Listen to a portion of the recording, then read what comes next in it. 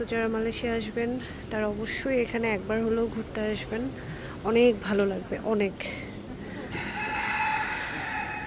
এটা প্রকৃতির একটা অলৌকিক সৌন্দর্য। এখানে একটু হেজি আসতেছে।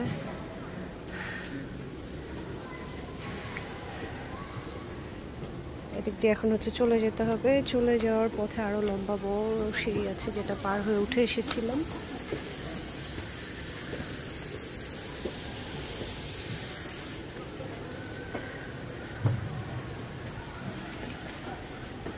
এই হলো পাথর। মুরগির ডাক শোনা যাচ্ছে, অদ্ভুত সুন্দর।